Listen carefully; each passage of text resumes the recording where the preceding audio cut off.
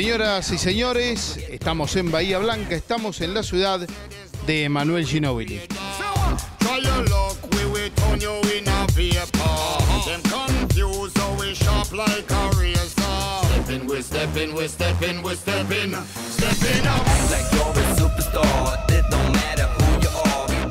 Bueno, creo que salvo el clima las cosas vienen saliendo bastante bien. Nosotros tenemos ya pensado cambiar la fecha del Future porque vemos que acá en noviembre hay un poco de viento y lo molesta a los jugadores, pero creo que en cuanto a la parte organizativa, por ser el primer año que nuestra empresa organiza el torneo íntegramente sola, creo que es bastante positivo y bueno, los jugadores se están yendo contentos y eso es lo que a uno lo deja tranquilo. ¿Qué cosas se mejoraron respecto a la experiencia que tuviste en 2008? Bueno, yo creo que este es al ser el cuarto año que lo hacemos el torneo, siempre todos los años vas aprendiendo cosas nuevas.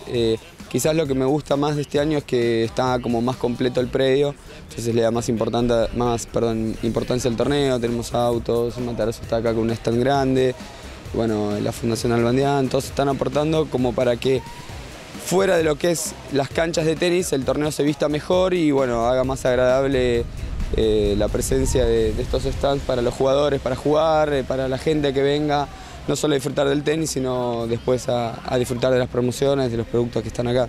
Podemos agradecer acá a la Fundación Albandián, Dietrich, Molinos Río de la Plata, que bueno, acá está con Matarazzo, Powerade, Coca-Cola, el mundo de la parrilla, todo tenis. Creo que es un esfuerzo grande estar presente en estos torneos para las empresas, pero bueno, gracias al apoyo de ellos es que podemos seguir creciendo año a año y también a los periodistas que si no le dieran toda la cobertura que le están dando tanto a nivel local como nacional, sería difícil encontrar empresas.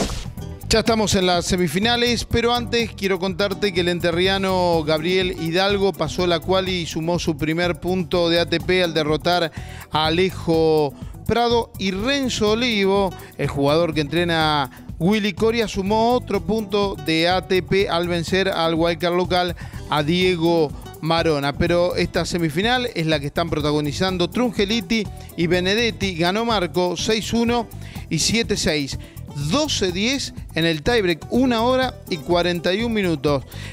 Trunge comenzó prevaleciendo con su velocidad, se adelantó 4-0, manejó bien los ritmos y los tiempos del partido, aprovechó que Benedetti no arriesgó por el viento que cruzaba la cancha y se quedó cómodamente con el primer set. Ya en el segundo capítulo, Benedetti más sereno, a pesar de los piques complicados que tuvo ese día, la pelotita se adelantó 3-0, llegó a estar 5-2, pero comenzó a cometer demasiados errores no forzados y más ante un rival como Trungelliti que viene en franco ascenso, está jugando muy bien el santiagueño. Ya en el tiebreak, escucha bien, Benedetti estuvo arriba 6-3, 7-6, 8-7, 9-8, 6 set point, pero no lo pudo cerrar. Finalmente la victoria fue de Marco, entonces 6-1, 7-6, 12-10 en el tiebreak. Estamos en la segunda semifinal. De un lado, Leo Novitsky, del otro, Alejandro Kong. Pero esta semifinal tiene una historia que comenzó en cuartos, porque Novitsky en ese partido contra Patricio Eras estaba 4-5 y 15-40 en el tercero. En ese momento Eras tuvo 2 smashes para definir el partido y no pudo. Fue 6-3, 3-6, 7-5 para el jujeño, que después también le ganó a Kong 0-6, 7-6 y 7-5.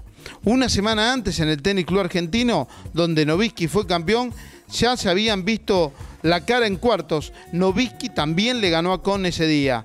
1-6, 7-6, 6-2. La historia se repitió en Bahía. Kong ganaba fácil, 6-0, 3-1. No había partido, no había equivalencia. El revés a una mano de Alejandro Kong corría muy bien. Sin embargo, la suerte estuvo del lado de Novitsky, que varias veces se vio beneficiado por la faja o por el viento para remontar el set, ganarlo 7-5 en el tiebreak. En el tercero, otra vez lo mismo. Kong estaba 4-0 arriba, parecía que se lo llevaba, parecía que Kong iba a jugar la final contra Trungelliti. Sin embargo, Lionel, el jujeño, que está regresando de la mejor manera, ganó 5 games en forma consecutiva y se quedó con el pase a la final. ¿Por qué se vio en tu carrera que has sumado mucho y bien en Brasil y en Ecuador también?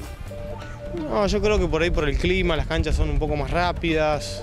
Me gusta jugar más por el tema de que es otro tipo de polvo de ladrillo y la pelota va más rápido y yo por ahí me adapto mejor a ese juego que en Argentina, que es todo más lento, más pesado y otros jugadores juegan mejor acá.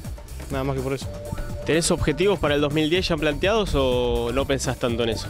Sí, tenemos ganas del 2010 meternos entre los 200 y estamos trabajando para eso y bueno, trabajaremos duro la pretemporada para llegar a un buen 2010, ¿no?